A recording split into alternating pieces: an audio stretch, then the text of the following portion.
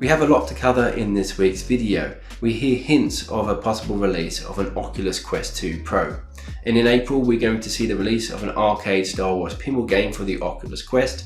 We take a look at the latest version update for the Oculus Quest, version 26, which gives us couch tracking. So this and much more coming up. Make sure you stick around.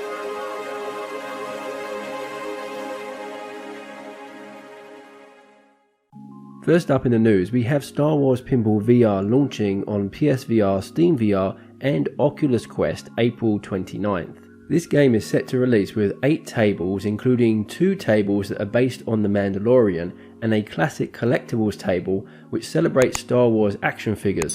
Now normally I find pinball games to be fun, but I do get bored of them after a little while. But this one seems a bit more than just a pinball game. You can earn rewards and build and customize your own little memorabilia room.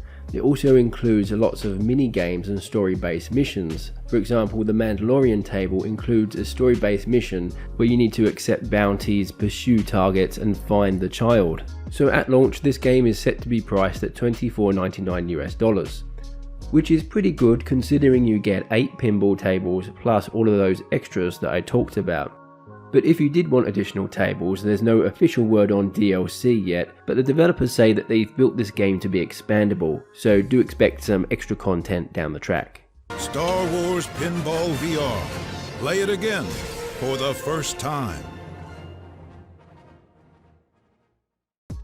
Next up, we have another update. Now, the Oculus Quest has been receiving quite a few updates recently, and this latest update brings it up to version 26.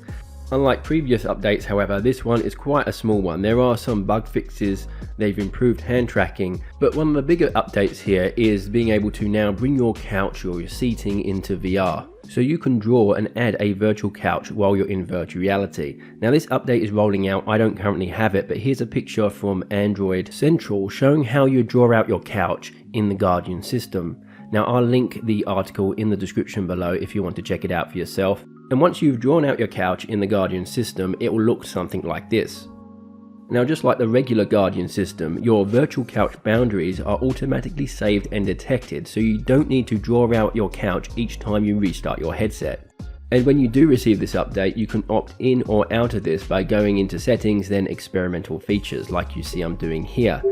So the big question is, why would you want a virtual couch showing in your headset? Well, there are a few reasons. Oculus gives one of them. In their example, they say after having a tiring game of Beat Saber, you can head over to your virtual couch, sit down, chill out and watch Netflix, all without enabling pass-through mode to be able to see your environment. So basically you can do all of this in VR, but obviously you still have to be careful. If someone comes along, sits on the couch, or if you have pets or babies, it still means you have to be aware of your environment, but it does make it a bit easier. But the other main advantages that come to my mind are playing a game when sitting down. This would also be very useful. And with the new features that Oculus Quest have enabled, such as being able to attach a Bluetooth keyboard and a Bluetooth mouse, being able to represent your seating like this will be useful when you're using your headset for work and productivity. Now I know that you could just enable pass-through mode when you're working, that would work even better, but it would be nice to be able to work in full virtual reality. So along those lines, in addition to being able to map your seating, it will be good to also be able to map your workspace, your desk and so on. So you can choose to either work in full virtual reality or with the pass-through mode. Having that option I think would be really great. Quest Pro, huh? Interesting. So here we see Andrew Bosworth, the Vice President of Facebook here, giving a massive hint that we might see a Facebook Pro sometime in the future. Now, although this is just a hint, I would take it seriously as he has hinted on things before and they have come to pass, so I do believe that there very well might be a Quest Pro in the works. As to what this Quest Pro would feature and how much it would cost, that will just be pure speculation from my end. Having a guess at what it might have, I believe it might have a different form factor. It might be more comfortable, perhaps even lighter. There might be a nice set of headphones attached that gives superior audio. We might see true 4K displays, a higher field of view, and a price tag coming in at around $600 US. So that's my guess, but like I say, it's pure speculation at this point, but still very interesting. Now this is the plan. Get your ass to Mars. Now, if you've ever wanted to get your arse to Mars, there's this really great 360 photo out there. I'll link it in the description below that shows you Mars through the eyes of NASA's Perseverance Mars rover. The Perseverance Mars rover recently touched down on Mars. There's this great video out there which I'll also link in the description below, and you can check out this full 360 degree photo. It has had some editing, so the stars have been edited in, but everything else is the original image captured by the rover in very high quality. And if you want something else to satisfy your space itch, you can check out this interactive web experience about the Curiosity Mars rover, which touched down in 2012. Hi, I'm Katie, NASA JPL research scientist on the Curiosity mission. There's also other space related things you can check out on your headset. For example, if you go into Quill Theatre, you have this really cool section on space, so you can check out animations that have to do with things like rocket launches. There are also some really good space themed apps and games on SideQuest. For example, Rocket Launch XR lets you launch your own real world rockets and learn more about them. And best of all, you can do all of this from within the comfort of your Oculus Quest headset without having to worry about the atmosphere on Mars sucking your eyeballs from their eye sockets.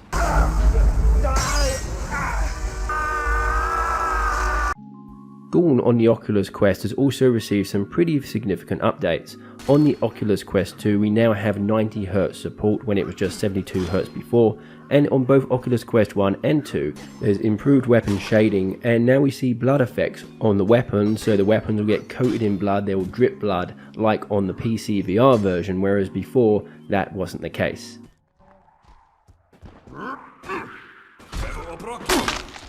And we now have a release date for the much anticipated Climb 2 from Crytek. Now, I did predict that they would give us the release date on Feb 28, but they've given it to us a lot sooner, and we can now expect the Climb 2 to be released on the official Oculus Quest store on March the 4th.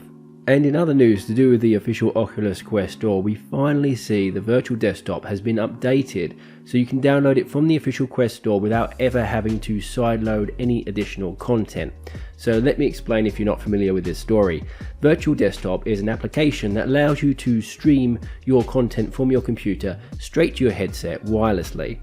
Now, what you had to do in order to make that happen initially was to buy Virtual Desktop from the official Oculus Quest store and then sideload an extra component from SideQuest that would then allow you to stream content from your computer to your headset. And as you might expect, this multi-step process was a barrier for many people to using Virtual Desktop. And Oculus wanted it this way because apparently Oculus were developing their own wireless streaming solution, so I can only assume that Oculus wanted to dominate and control the market in that area. But now it seems like all of that has changed, as you can now download Virtual Desktop with everything you need just from the Oculus Quest store. No need to sideload anything at all. So what this will mean is it'll be far easier to stream titles on your PC like Half-Life Alyx or Boneworks wirelessly, which is only a good thing. But just bear in mind, in order to do this, you'll need a VR capable PC and a Wi-Fi connection that's good enough to stream your VR content from your computer to your headset lag-free. We also see the release of Hyperdash for the Oculus Quest store. This game has almost 5 stars out of 163 ratings currently. It's a 5 vs 5 online multiplayer cross-play VR first-person shooter that has a bunch of different game modes such as domination, control the point and deathmatch. It's a very fast-paced game. There are plenty of weapons at your disposal and lots of different movements you can do. One of my favourites is the rail grind, where you use your feet to grind across a rail and shoot your enemies as you fly past, a bit like Tony Hawk's Pro Skater but with guns. And now moving on to SideQuest, my friend Alex, the developer who developed Discbenders, the disc golf frisbee game for Oculus Quest that you can get on SideQuest right now for $9.99 US, is about to release a very big update for this game. What you're seeing here is the teaser trailer for these updates. So one of the biggest changes you'll notice is the improved visuals and aesthetics. Included in this update are features that are going to make this game even more realistic than it already is. For example, the discs have been updated to be more balanced, and the ground play is more reactive. There's even going to be a completely new 9-hole course coming with this update. And as you might know, this game features multiplayer for up to 4 players, and this update also brings in-game multiplayer chat. So if you're looking for the most realistic and best frisbee golf game on the Oculus Quest, I highly recommend this one. We also see a cooperative multiplayer mode added to another one of my favourites, Sepp's Diner. You can play with up to 4 players in this co-op mode as you rush around a burger kitchen, trying to make things like burgers, fries and drinks for your very impatient customers. I haven't actually played this one in co-op yet, but I really enjoy it as a single player experience, so I can only imagine teaming up with other players will just make this game so much more fun. So that's it for this video. I do hope you've enjoyed it. If you have, remember to hit that thumbs up button, and if you think I've earned it, hit the subscribe button and notification bell to be kept up to date with all the latest content coming from this channel. Thank you for watching as always, and I'll see you in the next video.